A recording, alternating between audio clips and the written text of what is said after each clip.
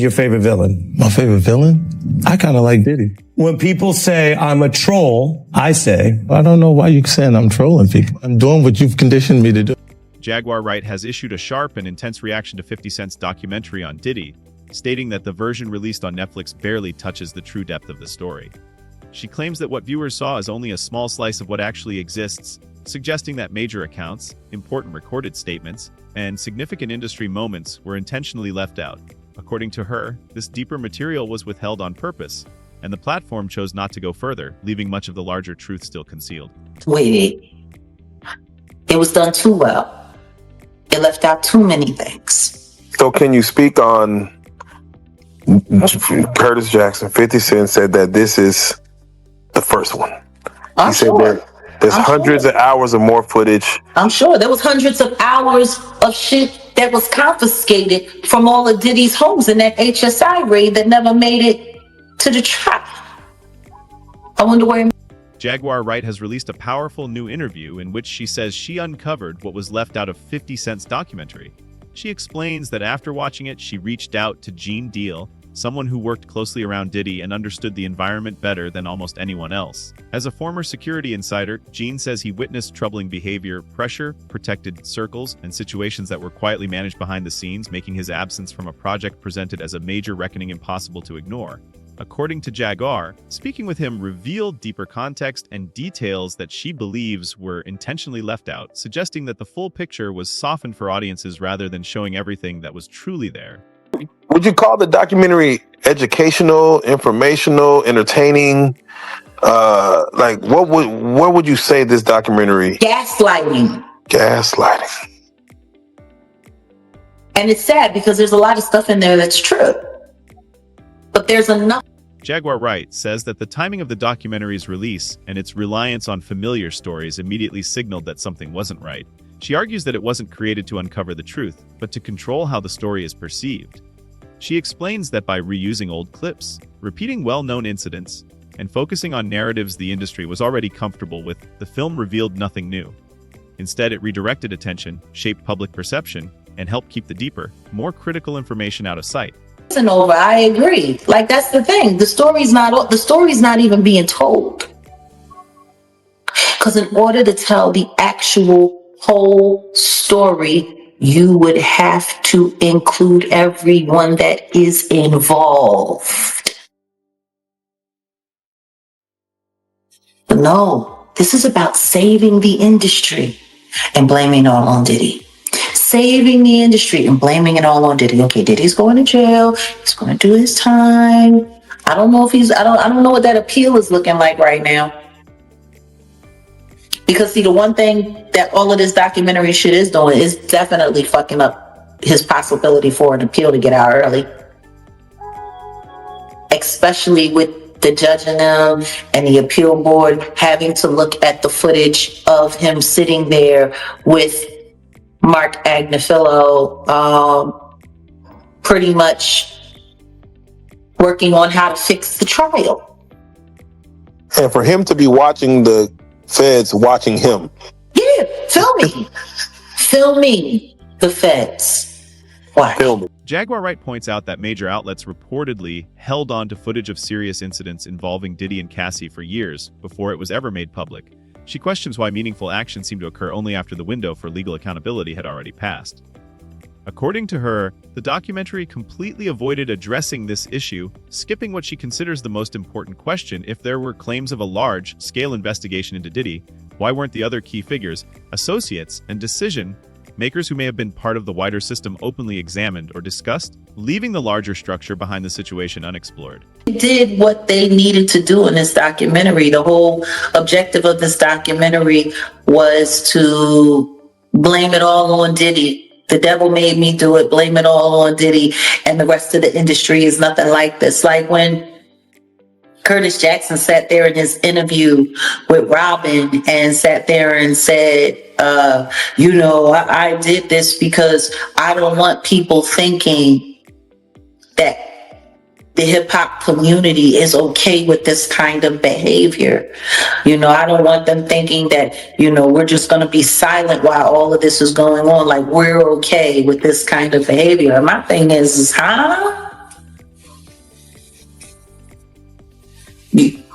now you speaking for all of hip hop, and all of hip hop is uncomfortable with this. Meanwhile, you got people like Ja Rule who, on the low key, allegedly, Gene Deal has exposed for having his own nude tryst freak-offs with Diddy. In that courtroom. Do you think that hip-hop culture was on trial as much as Sean Combs was? Look, if I didn't say anything, you would interpret it as the hip-hop is fine with his behaviors. There's no one else being vocal. So you would look at it and just say, because that mind your business, or let me not say nothing about nothing, or those things, it would allow the entire culture to register as if they're for that behavior. If Sean Combs watches this, what do you think he's going to feel? Like, wow, this is amazing. I think he's going to say this is the best documentary I've seen in a long time. Because you'll see people saying that. I mean, he may feel a different way about pieces and bits of it, but he knows. Jaguar Wright questions the documentary's biggest selling point, the so-called unreleased footage that 50 Cent claimed to have obtained. She points out that when the project was first announced, he reportedly didn't even have access to it. She argues that this timing raises serious doubts about how he could have known what was coming before events surrounding Diddy even unfolded, suggesting that the situation felt coordinated rather than organic. According to her, this makes the documentary appear less like an effort to inform viewers and more like a carefully crafted production where certain elements were emphasized to guide attention, creating the impression that the audience was being directed toward a story rather than being shown the full, unfiltered reality. He announced he was going to be doing the documentary December 2023 with Netflix. And the star footage that you use to get people to re-upload or resubscribe to Netflix to make this the #1 in their TV shows division for almost 2 weeks straight. Beating out Stranger Things. How much stranger is that? I'm not Becky. This footage didn't even exist when you said you were going to be doing this documentary. So we've got a videographer, a rogue videographer that has this very, very, very explosive, very explosive footage of him literally sitting on camera, planning how to go after survivors, how to poison the jury pool, how to fix his trial in advance before he's even arrested. I mean, like, is anybody not forgetting when Mark Garrett, when Mark Agnifilo was sitting there talking to the sons in the hallway, and they're sitting there filming, and he's sitting up there. Yeah, well, see, what we got to do is we got to go and we got to put countersuits on all of these people. We have to create lawsuits ourselves. He's sitting there talking about creating lawsuits to affect public perception. Gene Deal ultimately chose not to participate in the documentary once he realized that 50 Cent didn't actually have full creative control over the project. He was the one who held key records and first-hand insight. After a lengthy conversation with 50 Cent, it became clear to him that decisions about what footage could be used, how compensation worked, and which accounts would be included in the final cut were being directed entirely by Netflix and the production team. Seeing that the story would be filtered, limited, and shaped rather than presented in its complete form, Gene decided to step away, leaving what he believed to be the deeper version of events unspoken. He was going to spare no cost in doing this because he wanted to tell the story, and he wanted to tell the story like it was supposed to be told and everything like that. I said, yeah, okay. So then the director, I got to get her name, man, because it don't even sound. I want to put her on blast because she was telling me, she was saying to me that what I was asking for was crazy and they wasn't spending money like that. I'm talking about you got footage, you got clothing, you got I was doing footage, I had pictures, all the stuff that I had, you could figure out a way to pay a brother and stuff like that. And then I was telling her about some prices that I've already received, and I had the invoices to show it. And then she was calling me like I was lying. I was like, yo, who do you think you talking to? You know what I'm saying? And she was talking about, there's no way nobody paid. Nobody what? I say, first of all you people come with these documentaries and stuff. The first thing you tell me, y'all tell these people out here that y'all don't pay, and y'all pay. You give, if you can make a picture look like $10,000-$15,000, you know what I'm saying? You can sit here and tell me that you're gonna pay me for my time sitting right down here with y'all. You understand? So then, one thing led to another, and I was like, yo, all right, well then, F you, I spoke to 50, and then she said 50, and this is exact words that came out her mouth. 50 does not determine what goes in and go out of this documentary. And he definitely don't pay. He determine what somebody get paid. It's not his documentary like that. I was like, oh, so if it's not his documentary and I spoke to him like that, I don't need to be doing nothing with you, because I'm doing this on the strength of him. But you gonna pay me if the 50 didn't have the power to do anything, but they using his name to like push the whole documentary. And that's what it was about.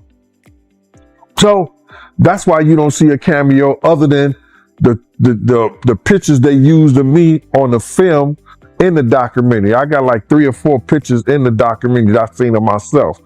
Some people say they saw more, but I know three different times where I was certain places that you could actually see me in the documentary, and that's the only thing you're going to get.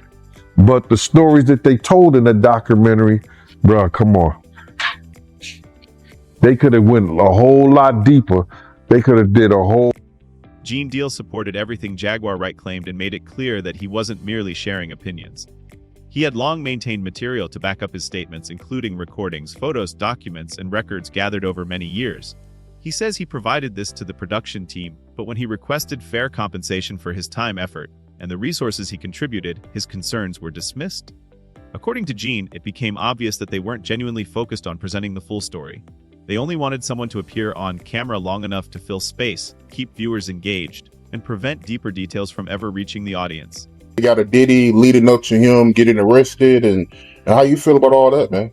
Well, what I feel about the documentary, they left a whole lot of key things out. If they was going to do something and they're going to say in the reckoning of Sean Combs, the reckoning, or Diddy, the reckoning and stuff like that, it should have been a lot of people that we lost because of him. You know what I'm saying? It wasn't only Big. It wasn't only Tupac. You understand? For the atmosphere that he put those kids in, you got a guy named Anthony Wolf Jones, who was from Bad Boy, from its conception as doing security and being one of the financiers of Puff having to have some money to keep Big and Craig Mack around before he got to Clyde Davis. You know what I'm saying? They wasn't able to tell that story because they didn't have no intel on that story or what went down, or they didn't do their investigations right, which he also led up to the reason why Wolf ain't here today. You understand? They didn't tell that story. They didn't tell a story about Jessica Rosenbaum, who was at the City College.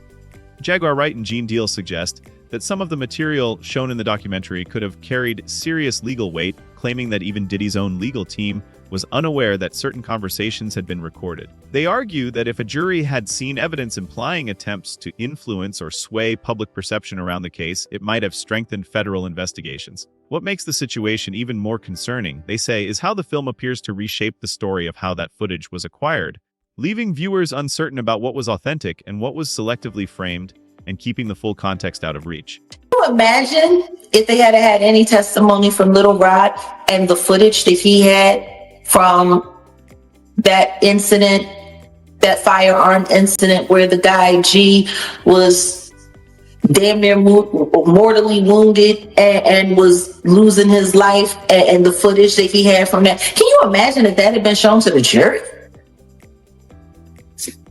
I can, oh man. Like, why not?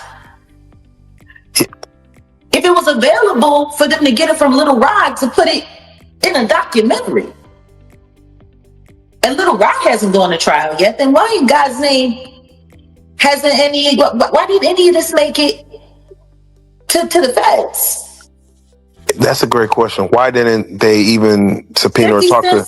Curtis Jackson announced in December of 2023, after Cassie's lawsuit came out, that he was going to be doing his own documentary. Isn't it very clever that all of this, alarming and stuff didn't come out of his documentary until almost 6 months after his verdict came in? 2 months after he had been sentenced? It was almost as if they were holding the documentary to not get in the way of his trial. Like, that's the thing that's tripping me out when it's coming to all of this Curtis Jackson praise that's coming on. And there's a lot of people. If he didn't get paid, usually it's like 90 days before you start, you got to put in an invoice and all of that stuff. Like, his business machine was still businessing. You telling me nobody around him. That sounds like that sounds like a setup to me. Sounds like a setup. It sounds like a setup to me. And when you think about the fact that, another conversation that we've been having, a lot of people aren't paying attention to the money behind the machine. BlackRock, Vanguard, owners of Diageo, the company that Diddy tried to go after and had to settle out of court for, with sealed findings, and nobody really knows how that turned out before his life got turned upside down and HSI came in raiding, grabbing all kinds of evidence and all kinds of stuff. They're part owners in Netflix. Did you know that? That's information. The very company that has allegedly been going out of their way to work with the higher ups to make Diddy's life a living hell, have a stake in the platform that's now ruining what's left of his reputation worldwide. According to critics, the one thing the documentary unquestionably affected was Diddy's chances on appeal, as previously unseen footage appeared to show behind the scenes conversations and strategic discussions with his legal team that could place him in a difficult position. The situation was further complicated by claims that some calls with his attorneys had been recorded without their knowledge, leaving members of his legal team frustrated about sensitive conversations being made public and creating the impression that the release of this material had serious implications far beyond the documentary itself. This is awful that Diddy owes his life to Mark Agnifilo, literally his life, because he could have gotten life in prison were it not for Mark Agnifilo, his defense lawyer, who had a brilliant strategy. And Diddy screwed him over when he hired this videographer to chronicle his life without telling Mark Agnifilo that when Diddy and Mark were on the phone, this videographer was recording what Mark clearly expected to be an attorney-client privileged relationship. Now, it is true that the client holds that privilege. The lawyer doesn't. But Mark's clear expectation was that this was a private conversation. These were private conversations. And that he and Diddy could talk openly. And Mark could talk to Diddy not just as a client, but as a person, and tried to guide him in a time leading up to his arrest. And unbeknownst to Mark Agnifilo, Diddy has got this guy recording the conversation as he's sitting there saying, "You are screwing this up. You are messing up this case. We're losing." And knowing that that's on tape. And it's almost like he's performing for... The documentary also places serious attention on Diddy's legal team, suggesting that they may have been aware of key information that was never fully addressed. Critics argue that if the footage demonstrates prior knowledge without proper response, it could potentially open the door to reviews, suspensions, or formal inquiries into their conduct. According to the narrative presented, Diddy himself allowed this material to be handed over to Netflix, which ultimately placed his own attorneys directly in the public spotlight and raised broader questions about who knew what and how much had been kept from view. The truth is, they should all be under review by the bar associations that they're registered to. All of their licenses should be up for termination. With the shit that we saw in that documentary, with the way Mark Agnifilo was sitting there talking about filing lawsuits, filing fake lawsuits, creating all kinds of hoopla. That shit was on film. Lawyers ain't supposed to be talking that shit. Yeah, those are strategies that you're not supposed to actually see. Strategies? Hey. It is against the law. It's against the fucking law. That's why that black lawyer that left said, I cannot sit here and represent this. I can't represent this dude with the kind of shit that they doing. He wasn't interested in putting his motherfucking license on the line. But you get a weirdo, one the so-called survivor like Nicole Westmoreland, who's willing to get on the stand and cry for Diddy. All of this is happening while Diddy is still in the middle of his appeal. It's clear that his legal team is frustrated, now caught in a crisis created by material that was turned over to Netflix. Instead of strengthening his position, the situation has placed his attorneys under pressure and scrutiny at the very moment they are trying to defend him, leaving them to manage the fallout from a storm that emerged from within his own circle, rather than from outside forces. Appeal from hip-hop mogul Sean Diddy Combs.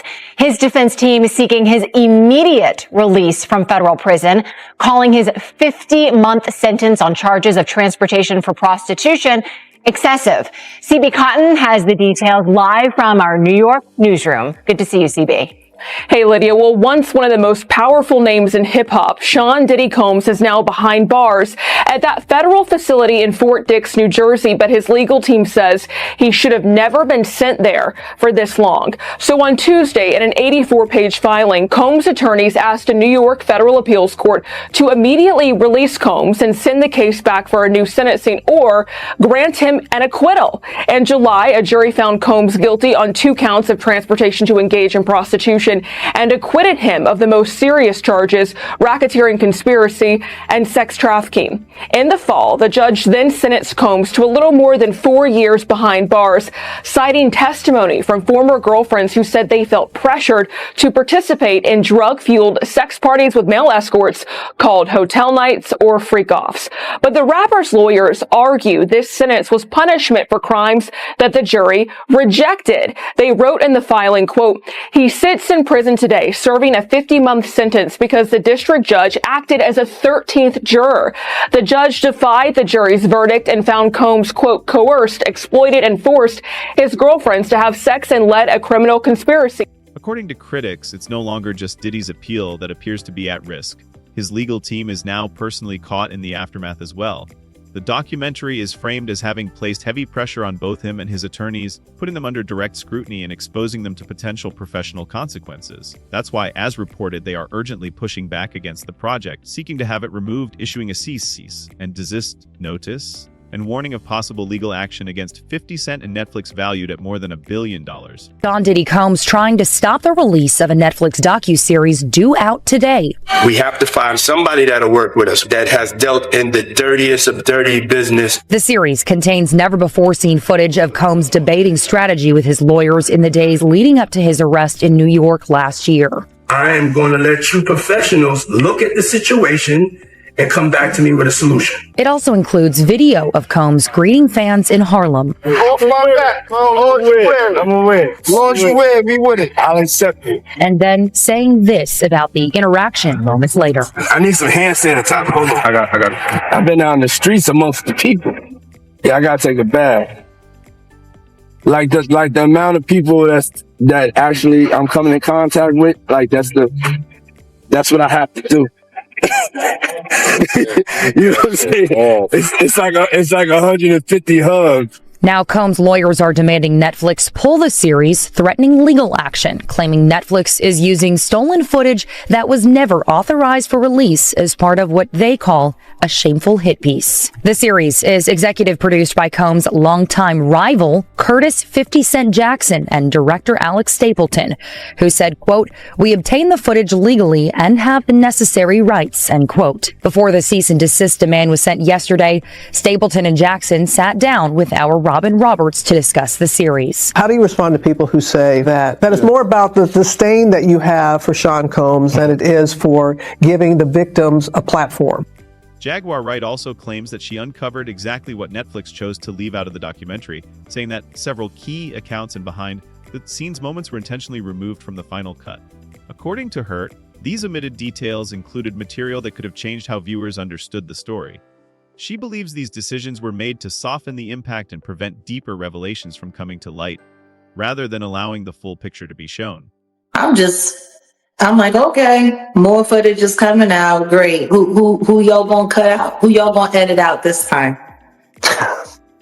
Like, cause that's what I'm gonna be looking for. I'm gonna be looking for all of the shit that they cut out. If the complete and utter truth comes out, three things happen. The entertainment industry collapses completely. Millions, possibly billions of advertising dollars don't get made. People go broke. Companies go under. That's why they fucking hate me. Not because I'm telling the truth on people. Because I'm telling the truth about the system. And I'm showing people the reality that the only thing that matters is that dollar. These entities, these companies, they don't care about none of these people. They don't care about none of these victims. They don't care about the perpetrators. They don't care about the prey. Shit, half the time, they're encouraging the predator. They don't care. It's all about the money. Gene Deal had already issued similar warnings months earlier, saying that Diddy relied on his influence and connections with other powerful figures to shield himself from scrutiny. According to Gene and Jaguar Wright, the situation was never just about one individual. It was about the high-profile names linked to the environment around him, many of whom benefited from staying silent or were quietly protected behind the scenes. They argue that these deeper associations were exactly the details viewers expected the documentary to confront. Yet, those identities and the broader network surrounding the story were left untouched and never fully explored. They saw what he did to Cassie. With the kicking, the punching. They saw what they did to Cassie. They know that nobody in America liked that. So now, these people are represented by a brand. Whether it's something about the music, clothing, movies, they're not going to come out and speak on nothing that has anything to do with them. And they praying that they not on the tape doing crazy stuff, being oiled up in the whole 9 yards. They praying. So until the feds say, hey, yo, listen here. We got you on, hey buddy, we got you on this tape, and girl looked like she was pretty young. We're not gonna show it, but we need you to come and testify against Brother Love, P. Diddy, Puff Daddy, Sean Combs. That's when they're gonna start talking, and they're not gonna be talking in his favor. When the feds come to them and show them what they... Gene Deal has been speaking out about the same influential figures for years, repeating the same warnings and accounts long before any documentary cameras were involved. That consistency is what makes many people take his words seriously, as his story has never changed. In contrast, critics point out that 50 Cent's stance appears to have shifted over time, creating doubt about why the narrative seemed to evolve once major platforms, visibility, and larger opportunities came into play, raising questions about how much of the message was altered once the spotlight arrived. Cassie doing, that's his doing, and his learned behavior from the people that mentored him. You got to realize, man, he learned from Andre Harrell. He learned from Russell Simmons. He learned from Clyde Davis. You understand? When those people are telling you that they were heavy into the drugs, they was heavy into beating women and doing things at that age, at that crazy stage, that's going to make him think that he could get away with the same thing that they was getting away with back then. You understand? The things that he was saying, you know, the touchy-feely between two men and all that stuff like that, man. All that, he learned that from them dudes. When I told y'all the story, when me and my man went up to Russell Simmons and he had a house and he had a man in bikini drawers in his bedroom, in his bed. You understand? Bruh, this is that he learned. I'm assuming he learned it from them. Let me put that. And I'm not going to say alleged because I saw that for my own self. My man was with me, Slick was with me, and we saw that for our own. The most surprising development, according to reports, is that Diddy is now preparing a documentary of his own, which will feature Justin and Christian Combs, marking the first time either of them has publicly spoken about their father's situation since the trial began. The project is said to be scheduled for release in March 2026, and many believe it could open a new chapter in an already turbulent story, adding even more uncertainty, controversy, and unresolved questions to a narrative that continues to grow increasingly complex with every new reveal.